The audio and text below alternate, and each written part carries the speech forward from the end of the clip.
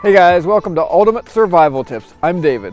As most of you know, I have not regularly posted videos for a while.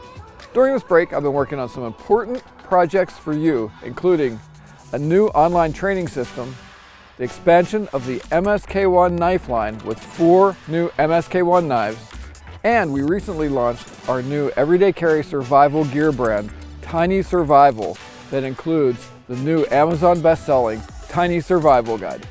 With these projects now in play, I'm excited to reboot this channel with a new weekly series called Survival Quick Tips, where author and founder of Nature Reliance School, Craig Caudill, and I break down vital survival and preparedness topics in a concise way. But before we get started, make sure to smash that like button and click the bell icon so you get notified when we post each new video in this important series. Okay, let's jump into episode 1 of Survival Quick Tips.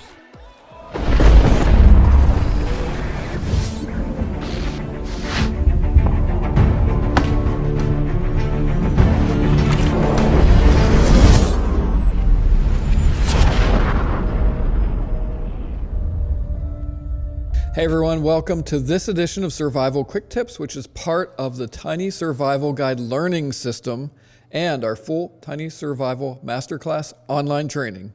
In this segment, what David and I will be doing is taking a few minutes to break down a vital emergency preparedness or survival topic that is found in the Tiny Survival Guide and is now, the Tiny Survival Guide that is now Amazon's #1 pick for EDC survival guides. And along the way, what we'll be doing is sharing a few action steps that you can put into practice today. And everyone, we're going to be looking at section B in the Tiny Survival Guide today, which is pre-adventure preparation and crisis prevention, as we break down 10 ways you can prevent a crisis before it happens. Craig, you ready to get started? Let's do it.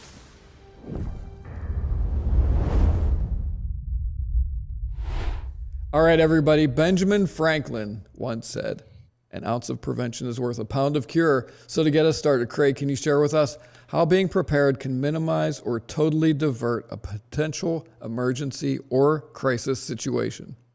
Yeah, it's all about setting your mind up for success. That noggin on your head works really well under certain conditions. In other conditions, it doesn't do so well.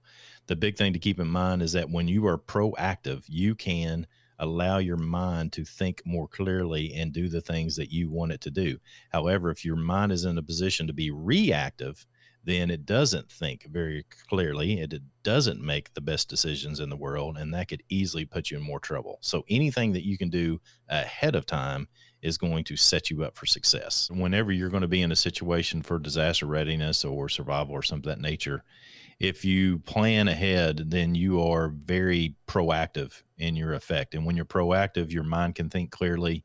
You can make better decisions. When you're in a situation where you have to be reactive, where you've been surprised or something happens and you're caught totally unprepared, then again, this reactive mindset is something that is not as clear thinking and very problematic and can oftentimes put you in a worse position or worse situation. It's really good. So let's start going down through this list, Craig. And I'll just go ahead and go through these, and then we can kind of go back and forth, mainly with you embellishing on each point. So tell someone where you're going, who's going, and when you will return. Yeah, those are the 3 primary things that I tell everybody that I teach in wilderness survival and even disaster readiness. Tell somebody where you're going, when you expect to return home, who you're going with, simply because what we know from a lot of data is that if nobody knows where you are or when to expect you to return home, they are then reactive when you don't show up for work or you don't show up at home when you're supposed to be. Therefore, their decision-making is not clear. However, if you've set a time, for example, and where you're going, what happens is, hey, you didn't show up at your 5 o'clock window. Now somebody starts to get to work and they have a plan for you to get help, and they know where to send that help. And one thing to add on to that is it's really important that when you get back from wherever you told them you were going, that you contact them and let them know that you're back. That way you don't have the state police or the search and rescue out looking for you. Number 2, establish a rally point or a gathering place for when your group or family gets separated. Quite frankly, I'm about doing 2 of those. You have a rally point and then you have a contingency. That way, if something happens and people are going to meet up, they know where to meet up. And then if something happens even with that spot, there's even a secondary spot where people can show up. And this is true for even going to the mall, going to an amusement park, going for a hike. You have a rally point. Typically, that's going to be the vehicle that you left. But if something happens, everybody gets separated and you can't find your way back to the vehicle, then at least find yourself on a road, for example, or near a river, even in a wilderness situation, and you can get help to you as quickly as possible. These are just good points to remember when you do that. And here's another one, Craig. And I think we've seen this with a lot of current events. This would be a good thing to put into practice, and that's check the weather or news before you go. Avoid risky situations and prepare and dress properly.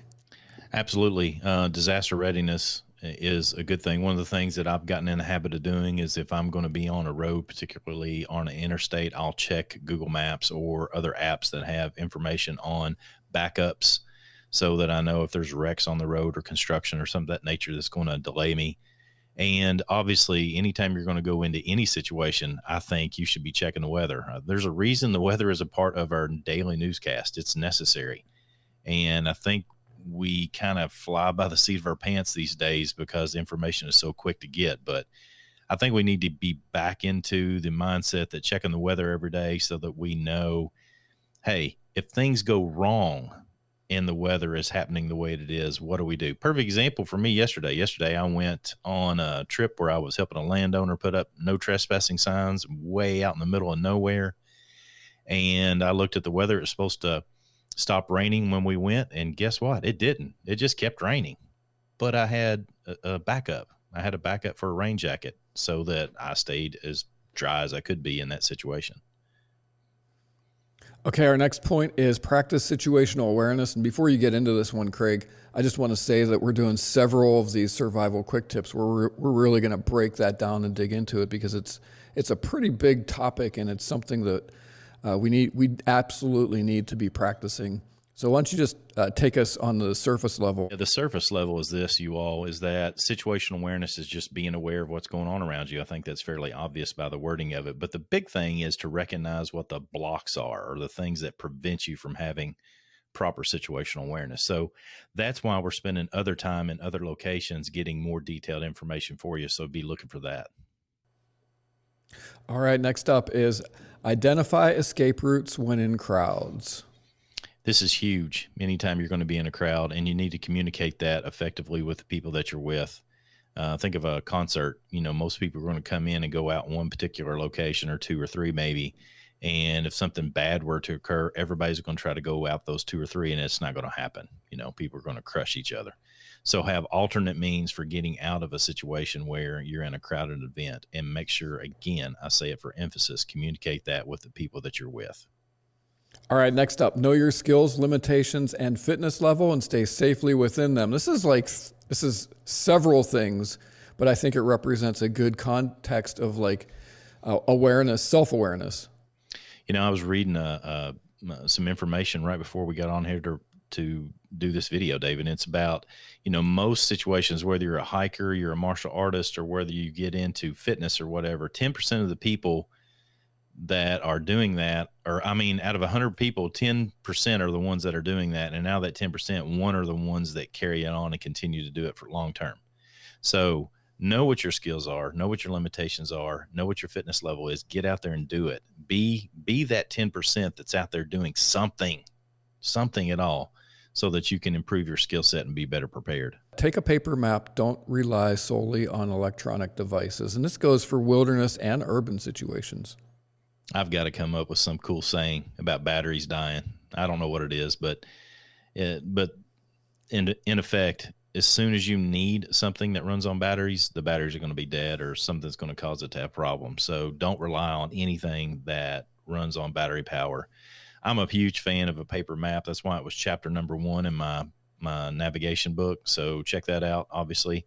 But the big thing is take a paper map and know how to use it. That's going to be vital. All right, next up, Craig, take and drink water. Yes, absolutely. I think the big thing is that we need to be hydrated every day. So make sure that you're hydrating yourself each and every day. And no matter where you're going, you should have water. I've gotten to the point where I just keep a couple of jugs of water in my truck or in my wife's vehicle at all times. And then at the same time, I have water bottles. So if I'm going to get out and go somewhere, I just fill up and then I'm ready to go. And the next one is, how did this get in here? Carry a basic survival kit? What? I think this goes out without saying with this crew. Yeah, anybody that's listening and taking this class, you all are the smart ones. You're one of the 1% of the 10%. So thank you for being here. We love you for that. But yeah, definitely, you know that you should, but do it anyway. I mean, even somebody like me, I take a survival kit. Yesterday, again, I'll talk about this because I was out in the middle of nowhere. I took a survival kit with me. I'm, written books and done all this stuff and all kinds of super cool survival guy. I can live off the land with nothing, right? I took a survival kit. I hope that's a lesson enough because it's so much easier to affect your survival when you have certain gear pieces. So obviously take it. All right, last but not least, train in survival and first aid. Yeah, I think the big thing here is to get into your basic class at a bare minimum. That's your American Heart Association, American Red Cross. I'm a big fan of taking a course just slightly above that called Stop the Bleed, really quick and dirty class on trauma medicine. But at the same time, in the Tiny Survival Masterclass, we have a section in that course as well that you'll be able to check out, which we'd love for you to get into, obviously, and do some wilderness and remote first aid and some trauma medicine there as well. And Craig, I just want to say this is one of the first in our whole series of survival quick tips, and we're going to cover extensively, even freebies in survival and even some first aid here too. But the vital survival portion of the Tiny Survival Masterclass takes this all to another level. Yeah, absolutely. We all have to have levels where we're learning, and I think that's a fantastic way of learning. So we've set this up to be exactly that. Okay, everyone, so we are out of time for this segment of Survival Quick Tips, but in a moment, Craig and I are going to continue our conversation with some bonus content for our Tiny Survival Masterclass students, including how to use the combat rule of threes to identify and respond to potentially dangerous situations before they become life-threatening.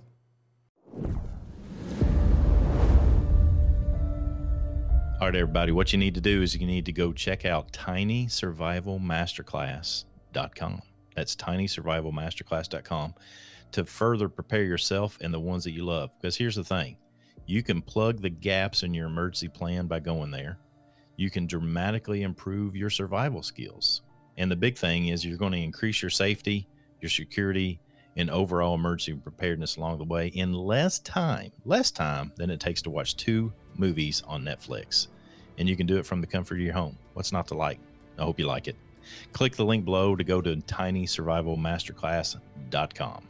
And don't forget to subscribe wherever you're watching or listening to this. We thank you so much for doing that. That's helpful to us. And that way we can get you more survival quick tips. And check this out. For a limited time, Dave and I can give you 10% off your next order of the Tiny Survival Guides and Kits at tinysurvival.com.